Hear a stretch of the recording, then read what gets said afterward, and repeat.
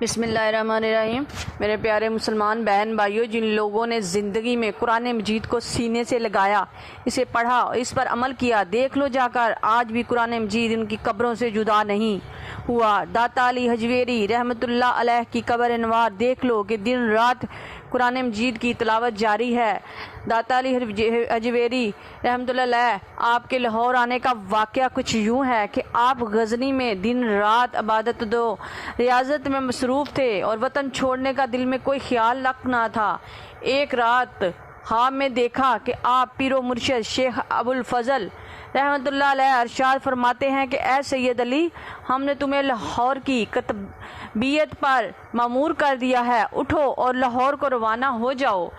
عرض کی حضور آپ کے حکم بجا ہے، مگر لاہور میں میرے برادر ترکیت خواجہ حسن زنجانی رحمۃ اللہ علیہ کے ہوتے ہوئے میری کیا ضرورت ہے؟ شیخ نے فرمایا میں بہتر جانتا ہوں، لہٰذا تم بلا تکلف لاہور روانہ ہو جاؤ۔ صبح کو جب آپ بیدار ہوئے، پیر و مرشد کے حکم کی تعمیل کی اور غزنی سے پنجاب کی طرف روانہ ہو گئے۔ یہاں تک کہ آپ لاہور پہنچ گئے، رات ہو چکی تھی۔ آپ نے شہر سے باہر قیام فرمایا۔ صبح کو جب آپ شہر میں داخل ہوئے تو آپ نے دیکھا کہ ایک جنازہ آ رہا ہے جس کے ساتھ بے پناہ ہجوم ہے۔ کسی سے پوچھا تو پتہ چلا کہ یہ جنازہ تو شیخ حسن زنجانی کا ہے، جو رات کو واصل بحق ہو چکے تھے اور اپنے برادر ترکیت کی وصیت کے مطابق جنازہ آپ نے خود پڑھایا اور سمجھ گئے کہ واقعی مرشد برحق کے حکم میں یہ حکمت تھی اور وہ اس سارے معاملے سے باخبر تھے۔ چنانچہ آپ شہر سے باہر، جہاں اب آپ کا دربار پر نور ہے، آ کر ڈیرا لگا لیا۔ جب لاہور کے گورنر راجہ راؤ کو پتہ چلا کہ حضرت علی حجویری رحمۃ اللہ علیہ یہاں پہنچ چکے ہیں اور انہوں نے تبلیغ کرنا شروع کر دی ہے، تو غضبناک ہو کر سپاہیوں کو حکم دیا کہ اس فقیر کی جھونپڑی کو جلا کر اسے شہر سے نکال دو۔ جب رات کا وقت ہوا، آپ یاد الہی میں محو تھے کہ سپاہیوں نے آپ کی جھونپڑی کو آگ لگانے کی کوشش کی، مگر آگ نہ لگ سکی۔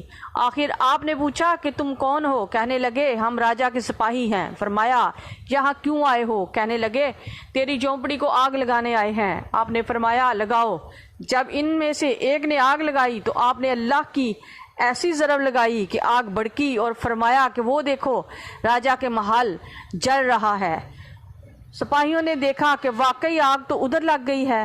وہ جلدی سے واپس ہوئے اور آگ بجھانے لگے۔ راجہ نے کہا تم تو اس درویش کی جھونپڑی کو آگ لگانے گئے تھے، مگر یہ کیا ہوا؟ انہوں نے کہا ہمیں تو کوئی علم نہیں، بس اس نے اللہ کا نام لیا اور آگ ادھر آ گئی۔ راجہ اسی وقت اٹھا اور داتا علی حجویری کے قدموں میں گر گیا۔ حضور مجھے معاف کر دیں۔ آپ نے اسے سچی توبہ کروائی اور کلمہ پڑھا کر مسلمان کیا، اور کچھ عرصے بعد ایک ہندو جوگی نے آپ کے بالمقابل چند گز کے فاصلے پر ڈیرا لگا لیا اور اس نے اپنے جادو اور شبدوں کے کرشموں سے لوگوں کو اپنے جال میں پھنسانا شروع کر دیا، یہاں تک کہ آس پاس کے سب گوالے دودھ دونے کے بعد سب سے پہلے اس ہندو جوگی کو دودھ دے کر آتے۔ اگر کوئی دودھ نہ لاتا تو اگلے روز اس کی بھینسوں کے تھنوں سے دودھ کی بجائے خون آنے لگتا۔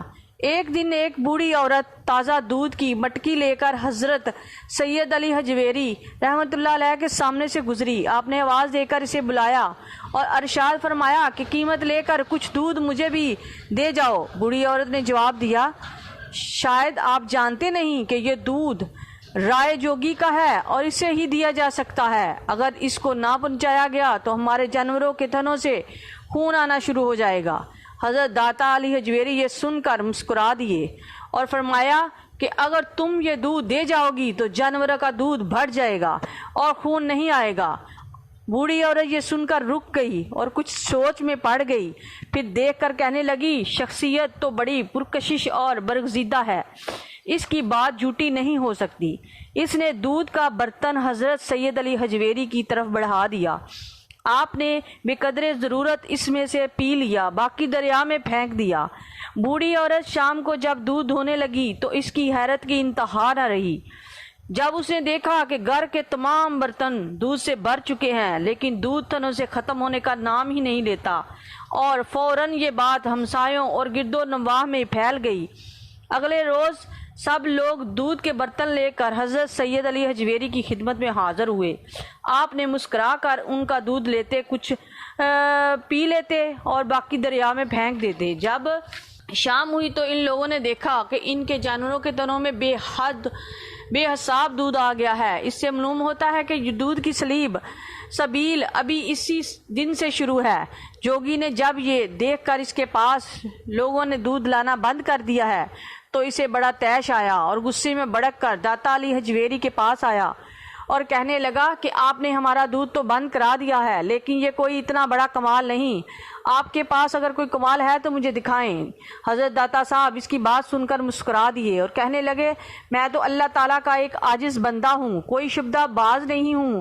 ہاں، اگر تمہارے پاس کوئی کرشمہ ہے تو دکھلاؤ۔ جوگی نے جواب دیا، تو لو پھر دیکھو میرا کرشمہ، یہ کہا اور اپنے علم کے زور سے ہوا میں اڑنے لگا۔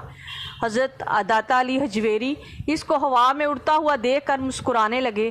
پھر آپ نے اپنی جوتیوں کو اٹھا کر ہوا میں پھینک دیا، وہ رائے جوگی کے ساتھ ساتھ ہوا میں اڑنے لگی۔ جوگی نے جو یہ کرامات دیکھی تو فوراً نیچے اتر آیا اور حضرت سید علی حجویری کے پاؤں پر گر کر التجا کرنے لگا کہ مجھے اسی وقت مسلمان کر لیجئے۔